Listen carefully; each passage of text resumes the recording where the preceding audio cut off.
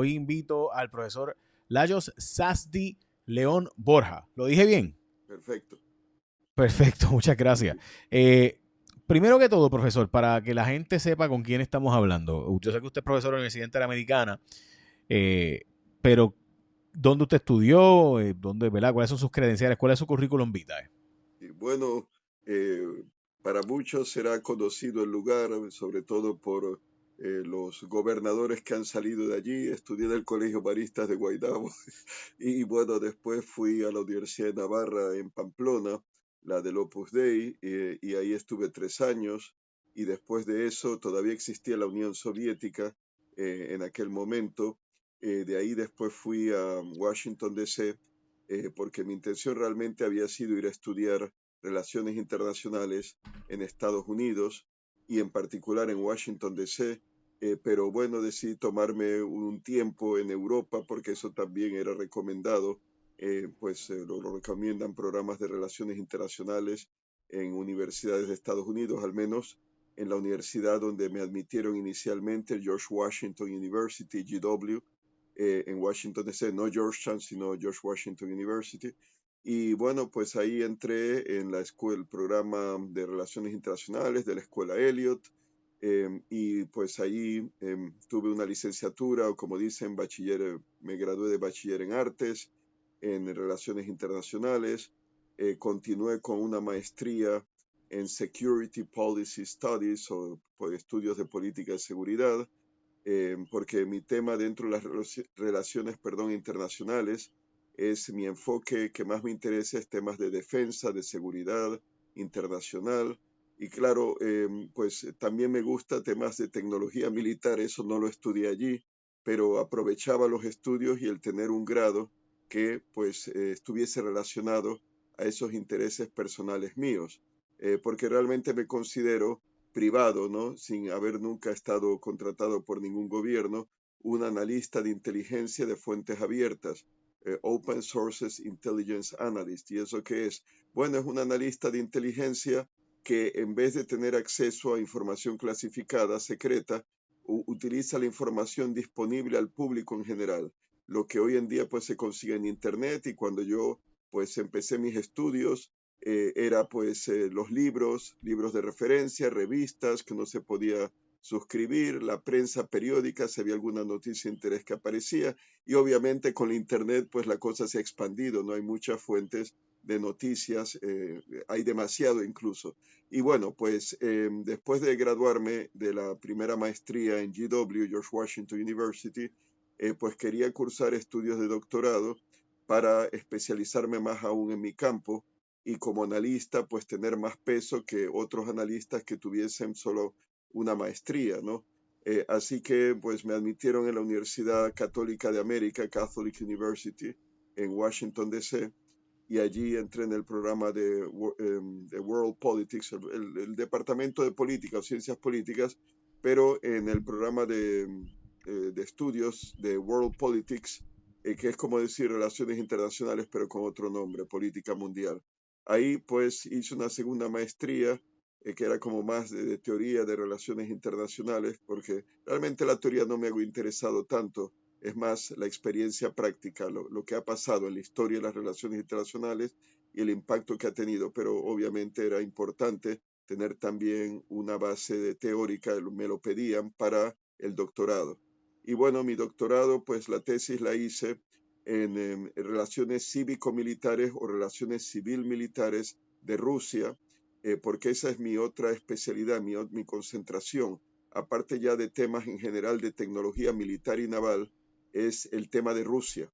Y originalmente fue, como dije, cuando empecé a estudiar que había Unión Soviética, era conocer el poderío militar soviético para contribuir un día con mis conocimientos profesionales a la defensa de Occidente. Y bueno, pues la tesis tenía que ver ya, era el periodo postsoviético, y era pues las relaciones en el poder, entre el poder civil de aquel entonces presidente de Rusia, Boris Yeltsin, y pues las Fuerzas Armadas rusas ante Chechenia. Como saben, Chechenia, pues brevemente, es una república autónoma que pertenece a la Federación Rusa en el Cáucaso Norte, al norte de la República Independiente de Georgia, en Transcaucasia. Y bueno, Chechenia quería ser independiente y luchó dos guerras contra Rusia para ser independiente tras la caída de la Unión Soviética. Luchó otra muy larga, duró como 40 o 50 años, si bien recuerdo lo que leí, en el siglo XIX, pero eso era en la época zarista, y al final perdieron y Rusia los incorporó el zar a su imperio. Pero tras la caída de la Unión Soviética, pues lucharon dos guerras. La primera la ganaron, aunque no recibieron reconocimiento de facto. Creo que el único que les reconoció fue el gobierno talibán en Afganistán. Pero claro, imagínense, entonces, ya con la Segunda Guerra Chechena, pues Vladimir Putin, que empezó la guerra empezó cuando Putin era primer ministro de Boris Yeltsin, 1999, y pues como saben, ¿no? Pues detrás el retiro de Boris Yeltsin a fines en diciembre de 1999, eligió Boris Yeltsin a Vladimir Putin como su sucesor, sobre todo para que le protegiera a él y a su familia, de la familia de Boris Yeltsin, de los ataques de los comunistas, del Partido Comunista de la Federación Rusa, que era el que sucedió a la caída de la Unión Soviética. No hay que confundirlo con el ya desaparecido Partido Comunista de la Unión Soviética, que Boris Yeltsin lo abolió, pero permitió un Partido Comunista de la Federación Rusa. Y estos querían residenciar, querían investigar y enjuiciar a Boris Yeltsin por la caída de la Unión Soviética, por la Primera Guerra de Chechenia, entre otras cosas. Bueno, para terminar ese punto, mi tesis tiene que ver con las relaciones del poder civil de Rusia, de Boris Yeltsin, pero ahí está involucrado Vladimir Putin, porque Boris Yeltsin lo ascendió y Putin llegó a una posición de poder, imagínense, director de la FSB, la agencia de inteligencia rusa, principal sucesora de la antigua KGB, Comité de Seguridad del Estado, FSB, Servicio Federal de Seguridad de Rusia, pues fue director del Servicio Federal de Seguridad bajo Yeltsin, después lo ascendió a secretario del Consejo de Seguridad del Kremlin, algo así como el National Security Council, ¿no? Council. Pero ese es de la Casa Blanca, Sí, lo que ahora el sería otro Marco del Rubio. Kremlin, sí. Entonces, pero con más poder de decisión, diría, tenía Putin comparado al consejero de Seguridad Nacional de la Casa Blanca. Y después lo ascendió a primer ministro y después le cedió el cargo de la sucesión de que se presente a elecciones como presidente. Bueno, mi tesis habla de eso, de los orígenes de Putin y su subida al poder, así que lo conozco bastante bien. Y claro, le he seguido su trayectoria desde que ganó la presidencia en marzo del año 2000 hasta el presente. Y sobre todo en particular sigo muy de cerca la guerra de Ucrania, porque claro, está el elemento de la política de Rusia, está el elemento de las relaciones civil-militares en Rusia entre los militares rusos, Vladimir Putin, y no olvidemos el drama aquel de Prigozhin, el líder de la empresa esta Wagner, que él no era militar, pero era una forma de conflicto cívico-militar por haber mercenarios que se estaban oponiendo al ministro de Defensa ruso, al jefe del Estado Mayor. Bueno, ya eso lo pueden ver en los periódicos. Y está el tema de la tecnología militar, que a mí me interesa, ¿no? El uso de drones kamikaze, drones FPV, que ya lo conocerán, empezaron como un entretenimiento, ¿no? Y se hacían carreras con drones FPV, se seguirán haciendo, pero los ucranianos los adaptaron poniéndoles explosivos para estrellarlos contra la parte vulnerable del tope de los tanques y vehículos blindados rusos. Y también usándolo en casos contra soldados rusos, estrellándolos y haciéndolos volar con un dron de esos cuadricópteros. El punto era que Ucrania tenía debilidad en su poderío aéreo y, claro, menos hombres, menos tropas que Rusia, pero adaptaron esas nuevas tecnologías como los drones kamikaze para tratar de paliar la desventaja en cuanto a poderío aéreo, táctico y falta de tropas. Y bueno, les ha dado resultado porque imagínense que al parecer Rusia ha sufrido hasta la fecha como 960,000 bajas ¿Qué es eso? Bueno, la mayor parte son heridos, pero eso incluye muertos desde el 2022, desde la invasión de febrero del 2022 rusa hasta el presente, e incluye desaparecidos, pues que probablemente estarán muertos, ¿no? Solo que al volarlos en pedazos o si estaban en un tanque que estalló y explotó, pues no quedó nada de ellos, ¿no? Así que, pues, es una guerra terrible, pero claro, es una invasión que no la provocó Ucrania, como dice la propaganda del Kremlin, sino que fue Vladimir Putin que quería reconstituir la Unión Soviética sin reconstituirla políticamente. Al menos que se sepa, Putin no es un fan de reconstituir la Unión Soviética. Lo lamenta su caída. Llegó a decir en la primera década del siglo XXI, como presidente, que la caída de la Unión Soviética fue la mayor tragedia geopolítica del siglo XX. Y él, yo le llamaría un homo soviéticus, ¿no? Un hombre soviético, oficial de la KGB, pero aceptó las cosas, aceptó la bandera tricolor que Boris Yeltsin reintrodujo para la Federación Rusa, que era la bandera que introdujo el zar Pedro el Grande, ¿no? El que modernizó a Rusia a comienzos del siglo XVIII, fines del siglo XVII, comienzos del siglo XVIII. Así que bueno, eso es, digamos que para que vean un aspecto mío del área de mi interés, pero bueno, desde hace unos años me han estado entrevistando y eso es lo interesante, ¿no? Pero bueno, he podido ganar perspectivas por estar, digamos que siendo entrevistado por ambas partes, por ambos bandos de la línea de frente. Me entrevistaron los de RT en español, mucho. Dejé de ser entrevistado por ellos cuando fue lo de la crisis de 2014, la ocupación de Crimea por Vladimir Putin. Ellos querían que adoptara una postura prorrusa y yo, claro, me opuse y corté con ellos. Entonces me estaban entrevistando los de Hispan TV de Irán, en ocasiones los de Press TV, que es la televisión estatal iraní en inglés, Hispan TV es en español. Y bueno, pero yo dejé de entrevistarles, de permitir entrevistas cuando Putin invade Ucrania en febrero del 2022, porque ellos querían, adoptaron, como son aliados, ¿no?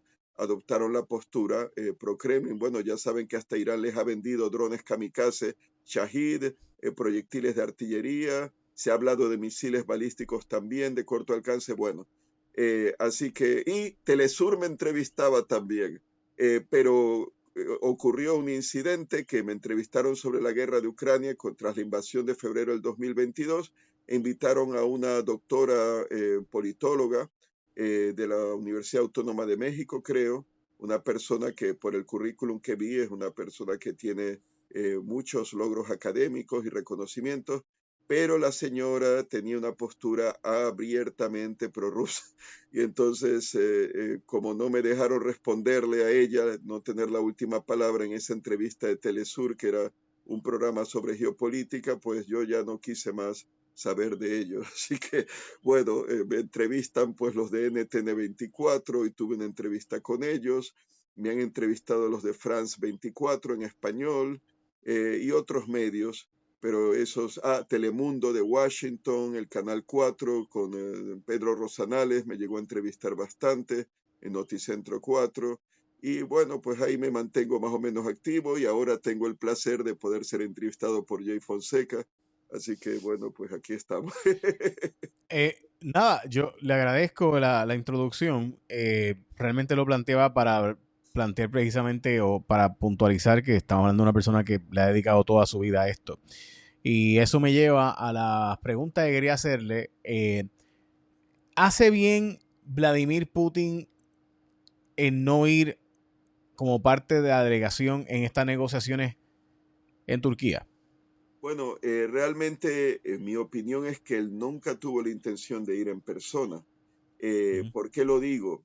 Porque aunque él dijo hace unos días que hacía un llamamiento para conversaciones directas para lograr, creo que una paz no duradera. Creo que no habló de cese al fuego, sino pues una paz en la guerra de Ucrania.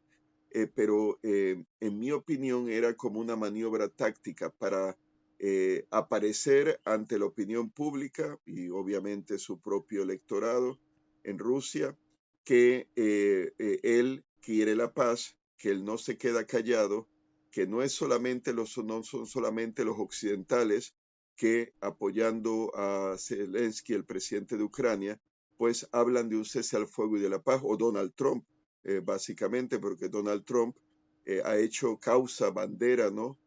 Primero electoral, antes de ser elegido presidente, y posteriormente el lograr una paz definitiva en la guerra de Ucrania, alegando pues sí que se están perdiendo muchas vidas y bueno, si esas cifras que yo les di son realmente correctas, ahí pueden tener una perspectiva de las terribles bajas que han sufrido los rusos y que cada día van perdiendo más de 1000 hombres, entre eso, muertos, heridos, desaparecidos. Así que yo diría que Vladimir Putin respondió sobre todo a una reunión, ahora no recuerdo si fue este lunes pasado, pero bueno, fue cuando, vamos a ver, coincidió, no, fue antes. Coincidió creo que con vamos, ahora estoy medio confundido. Creo que coincidió con la celebración en Moscú de la victoria sobre la Alemania de Hitler. 8 de mayo habrá sido, 8 o 9 de mayo. Entonces, Sí, fue mientras el jueves pasado. eso, gracias. Entonces se reunieron lo que yo diría los tres grandes de Europa. ¿Quiénes son para mí? ¿No? Vamos por el simbolismo. El primer ministro británico, Keir Starmer, porque Gran Bretaña es una de las dos potencias nucleares de la OTAN europea, ¿no? Pues está la OTAN, pues tiene Estados Unidos, pero dentro de la OTAN, miembros de la OTAN europea, Gran Bretaña tiene armas nucleares en submarinos de propulsión nuclear. Entonces Francia, el presidente Macron estuvo también, ¿dónde fueron? A Kiev, fueron en tren para reunirse con el presidente Zelensky y darle su apoyo. Entonces Francia, con armas nucleares también, lanzadas desde submarinos balísticos, con misiles balísticos, y lanzados desde misiles crucero desde sus cazabombarderos. Y estaba Friedrich Merz, el nuevo canciller alemán, que ha dicho que pretende constituir el mayor ejército convencional, no nuclear, mayor ejército convencional de Europa ante la percepción, ¿no? De una amenaza rusa, ¿no? Contra la OTAN. Y el otro, que bueno, Polonia también es muy importante, el primer ministro polaco, Donald Tusk, que Polonia está muy bien armada y está invirtiendo bastante en su armamento. Es muy, muy poderosa Polonia. Hay que tenerle respeto en ese sentido.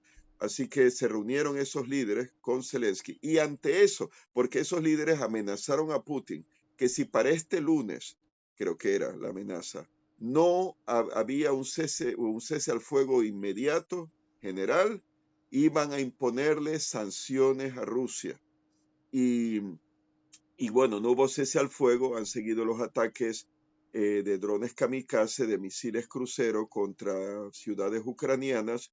Entonces les han impuesto sanciones a Moscú y entre ellas expandiendo la lista de nombres de barcos de la llamada flota, yo le llamaría fantasma o flota de sombra, Shadow Fleet. Vamos a decirle en español, creo que suena mejor a flota de sombras, flota fantasma, pero en inglés le llaman Shadow Fleet.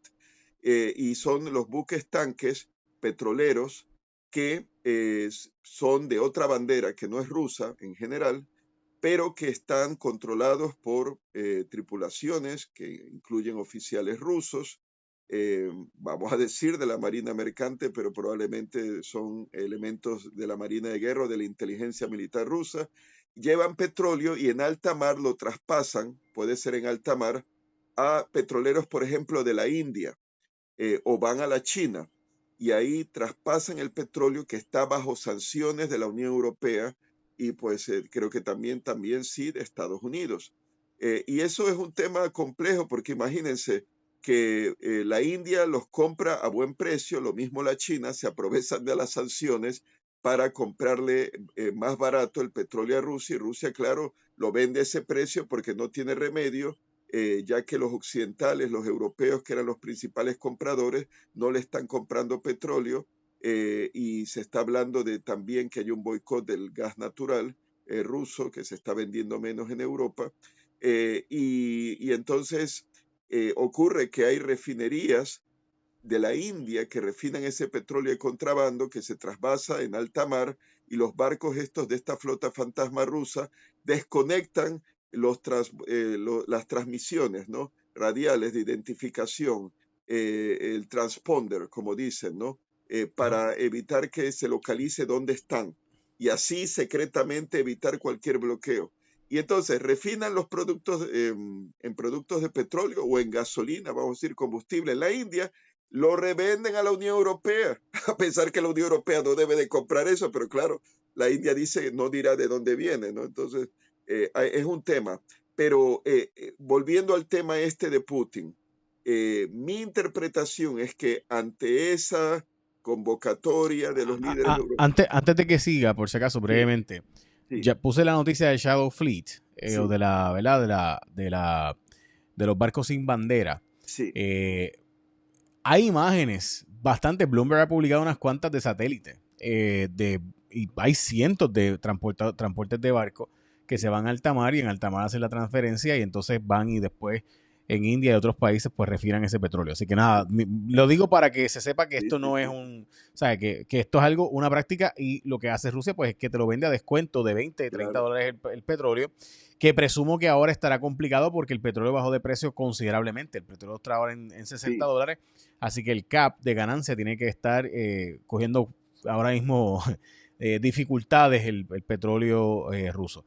Ok, me iba a decir, mi pregunta era si hizo, o sea, si fue una estrategia correcta de Vladimir Putin no ir a Turquía, porque él es el que plantea precisamente hacer negociaciones directas entre él y Zelensky para acabar con la guerra, y entonces, porque hasta ahora pues estaban hablando por proxy de Estados Unidos como intermediario, y ahora pues resulta ser pues que él propuso eso, y cuando Zelensky iba de camino a Turquía, sale a relucir que no iba a llegar Vladimir Putin. ¿No? Bueno, antes de responder a tu pregunta de que si era correcto o no que Putin no ir, lo que recuerdo era que Zelensky creo que no tenía intención de ir porque lo Uh consideraba -huh. como algo que es otra oferta que sin base hueca, ¿no? De los rusos, que no es sincera.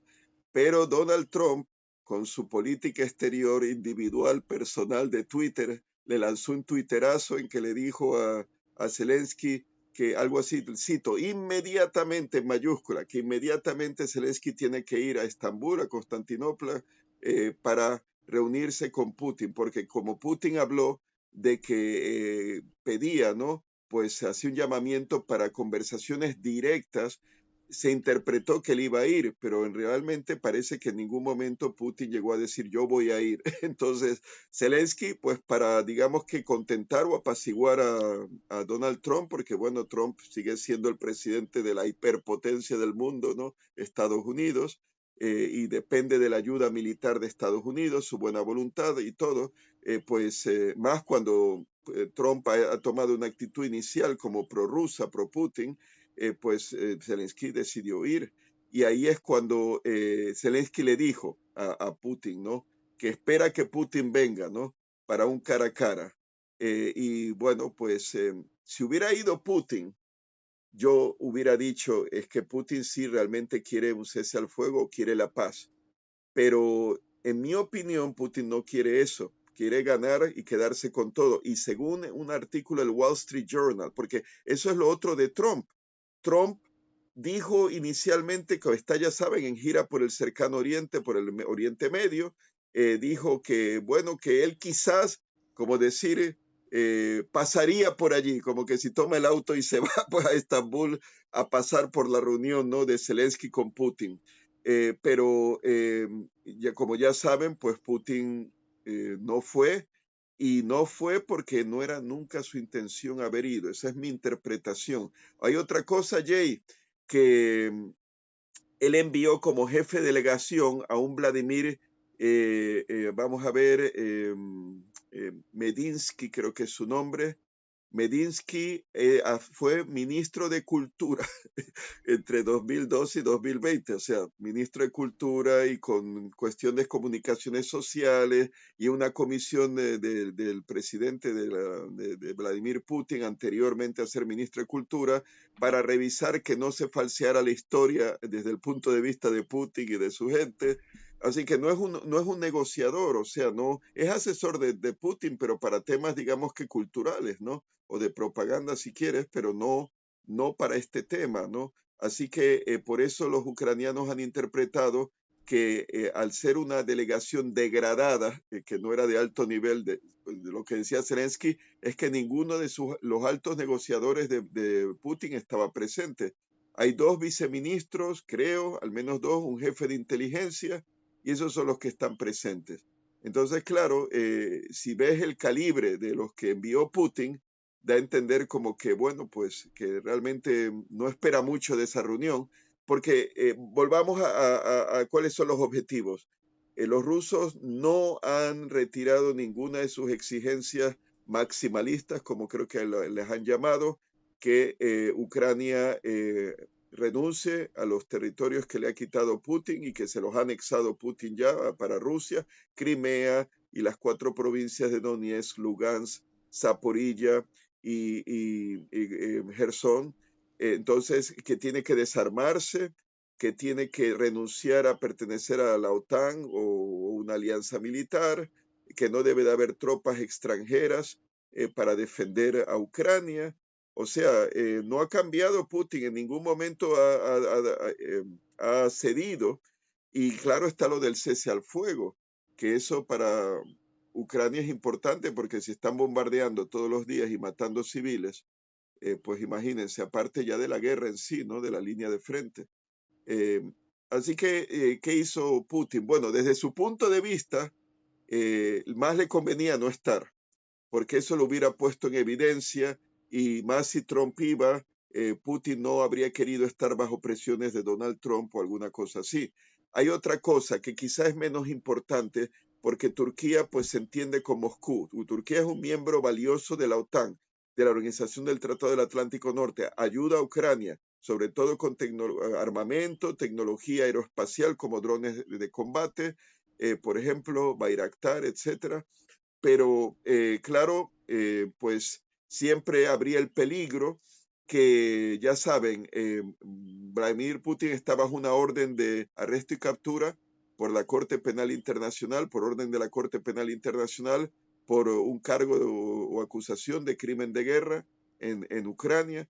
Entonces, probablemente eso sería otro argumento que por sí las moscas, y más habiendo una cumbre, ¿no? De ministros de Asuntos Exteriores de la OTAN en Antalya, en Turquía, coincidiendo, pues que hoy ha sido, eh, no habrá querido, pues, comprometerse de alguna forma, ¿no? Así que algo que le ponga en peligro, ¿no? Que lo puedan arrestar, eh, aunque yo no creo que nunca Erdogan haría eso, porque eso eliminaría por completo incluso su papel de mediador, ¿no? Que él se ha ofrecido, el presidente turco, para mediar en la guerra. Y bueno, tiene intereses comerciales poderosos, Turquía los ha tenido en Rusia, así que eh, quiere Rusia, en Turquía, mantenerse un poco, ayuda a Ucrania, pero no con una actitud abiertamente hostil a Rusia, Vladimir Putin. Así que Por, eso, no por, sé si eso responde a tu pregunta. sí, Eh, perfectamente. sí, Mi impresión es que también era toda una pantomima. Dice Marco Rubio, que es el top diplomat, el diplomático principal sí. en estas negociaciones, que hacen falta que Putin y Trump vayan a Turquía y logren una negociación frente a frente. Eso debería ocurrir, dice Marco Rubio. ¿Usted ve que hay posibilidades de eso? No creo que Putin lo haga. Y en todo caso, si hubiera alguna cumbre, sería en algún lugar como Bielorrusia, que no creo que Donald Trump vaya allí porque es aliado de Moscú. Podría ser en un lugar como Kazajistán, que bueno, es socio comercial en la Unión Económica Euroasiática, si bien recuerdo, de Rusia. Y bueno, Kazajistán tampoco considero que es un sello de goma de Moscú como lo es Bielorrusia, así que podría ser un sitio de esos. pero Europa no le gustaría, y al presidente Zelensky, porque sería como decir, las dos potencias, una es superpotencia, Estados Unidos, la otra, la Federación Rusa, ya no es superpotencia. La Unión Soviética lo fue, pero Rusia, la Federación Rusa, no lo es. Entonces, eso quizá un motivo, piensen que por qué Putin quiere tragarse Ucrania, porque lo quiere todo. Eh, pues para reconstituir el poderío que tuvo antes Rusia cuando era Unión Soviética. No hablo de comunismo ya, hablo de poderío, de recursos, de número de tropas, de población, de industria, etcétera, minerales, tierras raras, todo eso, ¿no? Que está incluido en el paquete de lo que puede ofrecer Ucrania si llega a ser capturada, conquistada por Rusia.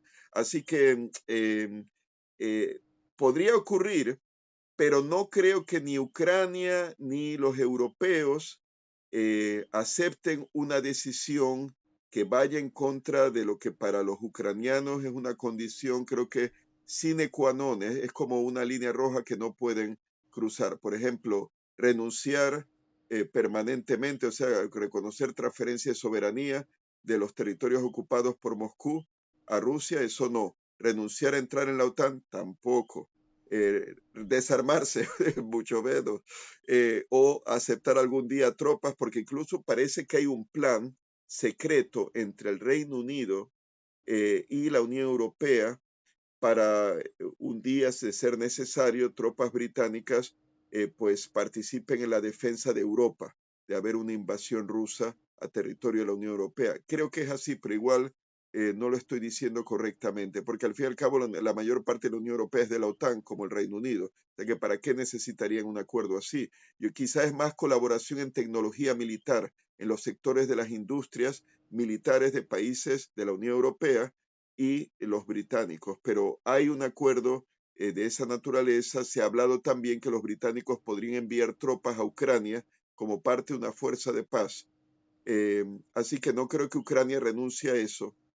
Y si hay un acuerdo entre Trump y Putin, Jay, yo diría que podría trascender al tema de Ucrania, porque yo creo que a Trump le interesa donde hay dinero, inversiones, hidrocarburos, gas, petróleo de Rusia tiene mucho en el Ártico, también tiene tierras raras, los rusos se lo han ofrecido también, pero bueno, eso es especulativo. Eh, Quizá a mí me hace creer que lo que buscaba Trump y busca en la visita al cercano Oriente, inversiones, contratos, venta, bueno, no exactamente, Estados Unidos no le vendería armas a Rusia, obviamente, como Arabia Saudita, Emiratos Árabes, Qatar, pero quizá tampoco los rusos tendrían dinero como para invertir en Estados Unidos, pero quizá sectores de colaboración económica que cuando se reunieron en Riad, Marco Rubio con la delegación rusa, se hablaba de eso, de colaboración económica a largo plazo. Así que hay intereses en el Ártico, no olvidemos cómo Trump le interesa a Canadá y Groenlandia, pues si es cuestión de recursos minerales e hidrocarburos en el Ártico, Rusia tiene de sobra. Así que no sé si por ahí podrían ir los tiros, pero habrá que ver, ¿no? ¿En qué queda eso?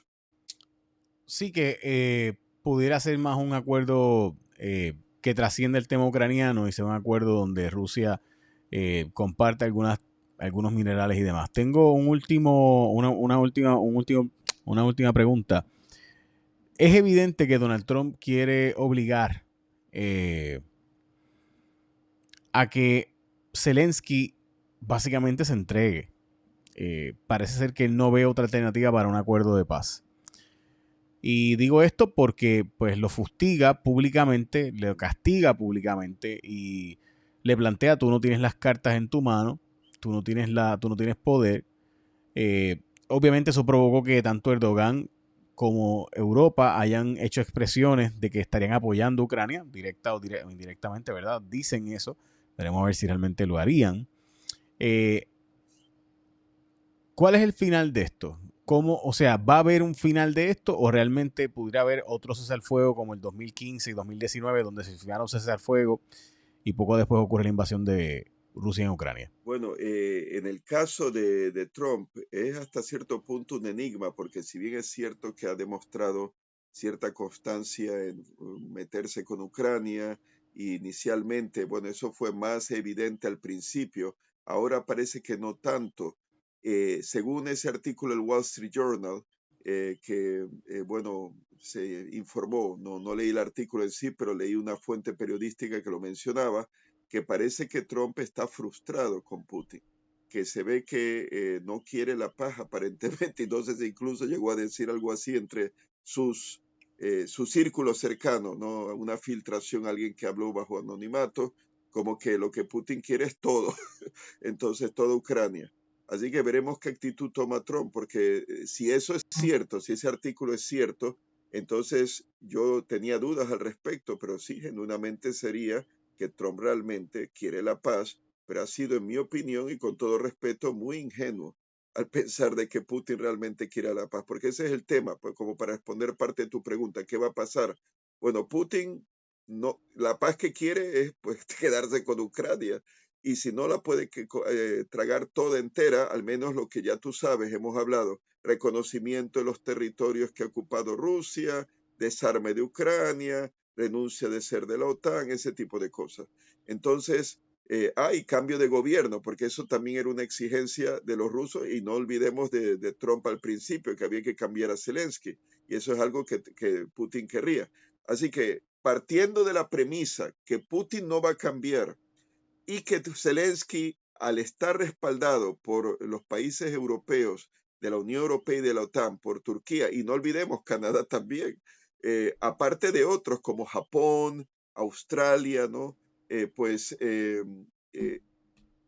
yo no creo que Zelensky claudique porque se siente respaldado. La única cosa sería si realmente se desploma el frente ucraniano y los rusos barren, ¿no? No lo creo, porque con las pérdidas que han tenido, se acerca, imagínense, en menos de mes y medio, si siguen perdiendo los rusos 1.000 hombres diarios entre muertos y heridos, van a llegar al 1.000.000 de bajas entre muertos, heridos y desaparecidos. Y imagínense, es que es patético. Han perdido más de 10.000 tanques, creo que más de 20.000 vehículos blindados de infantería, los que transportan tropas y están blindados. Filmaron con un dron los ucranianos un tractor agrícola que lo habían blindado la cabina los rusos, tipo Mad Max. Y entonces, claro, lo hicieron volar los ucranianos con sus drones. Entonces están usando, imagínense, en el frente de Donetsk, las patinetas eléctricas para avanzar, porque el plan de los rusos es coger, ¿cómo se llaman? Esos vehículos de 4 ruedas que son como motoras, ¿cómo les llaman a eso? Tiene como una Ford sigla, Tracks, ¿no? Sí, eso, ¿no? Que es como 4 ruedas, motor de moto, ¿no? Pues eso, ACP usan, creo que se llama. usan motoras porque la idea es avanzar rápido hacia las trincheras ucranianas antes que los destruyan o los vuelen. Pero usan hasta patinetas eléctricas. Entonces, ¿dónde está el ejército ruso que le tiene que comprar proyectiles a Corea del Norte, precisamente, misiles, tropas norcoreanas? Imagínense, están usando mercenarios, creo que hay 1.000 cubanos de Cuba que están luchando allí. Eso no es mucho, pero hay mercenarios de la India, de Nepal, de los inmigrantes de Asia Central o gente que reclutan en Asia Central, africanos de África subsahariana. Hay también allí, han capturado uno de un país africano que ahora no recuerdo si era Mali, pero igual me equivoco. Entonces han capturado a uno de Asia Central, de Uzbekistán.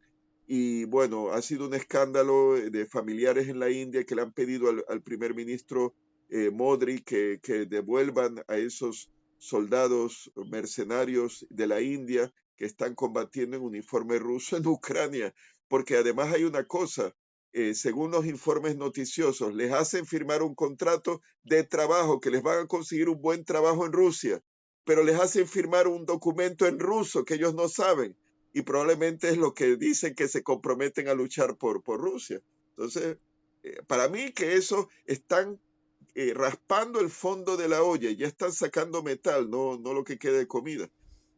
¿Cómo van a ganar?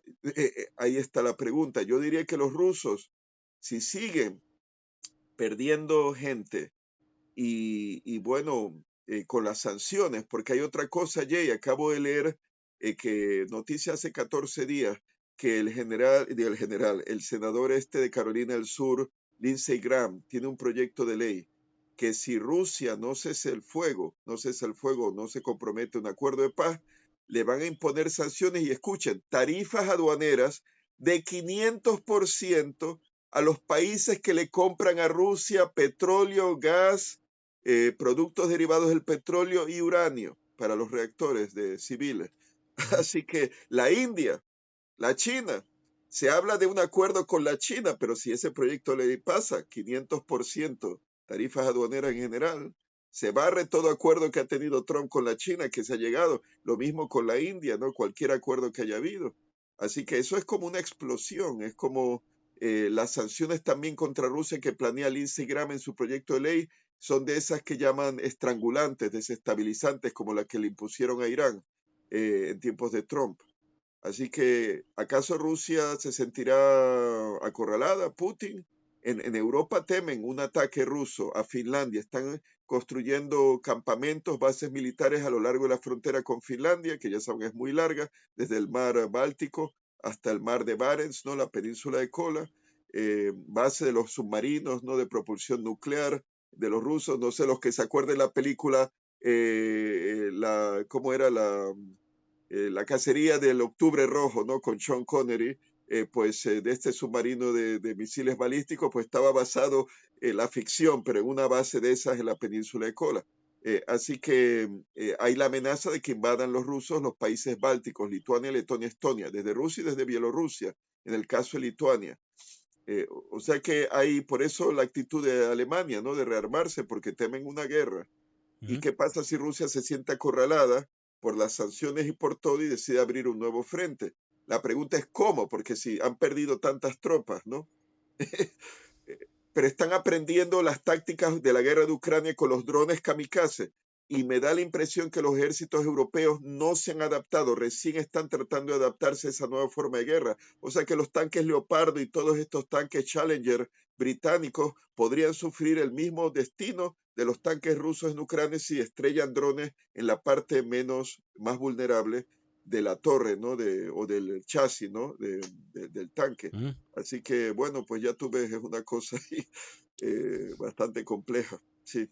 No, es un mundo, es un nuevo orden mundial, donde de hecho el concepto de la soberanía no se respeta y eso es un regreso básicamente al mundo de los imperios antes de 1945. Profesor, como siempre, gracias. Yo sé que pudiéramos hablar horas, pero desgraciadamente lo que está viendo ahora es un nuevo intento de detener, y al parecer en el caso de Putin apuesta que con el tiempo gana. Yo honestamente ya no sé ni cómo, porque estoy seguro que su economía finalmente, con esto de la baja del petróleo, que estoy seguro que es un acuerdo entre los países para finalizar y presionar a Putin para obligarlo a bajar o para obligarlo a tener que llegar a un acuerdo, porque es la única explicación. O sea, bueno, Arabia Saudita decidió forzar el tema de bajar el precio del petróleo porque había diversos países, ¿verdad?, que no estaban honrando sus acuerdos para disminuir la producción. Uno, y dos, aparenta ser un acuerdo para obligar a que Rusia tuviera que llegar a una negociación razonable. Veremos a ver. Gracias, como siempre, profesor. Siempre un placer, aquí siempre a la orden. Si llegaste hasta aquí, tú eres parte de la resistencia. Ahora suscríbete. Casi 40 de cada 100 no se suscriben y piensan que están suscritos. Dale subscribe al canal y la campanita. Nos ayudas un montón cuando te suscribes porque hace que el algoritmo empiece a enviarle a otras personas como tú. Suscríbete aquí en mi canal de YouTube, Jay Fonseca PR.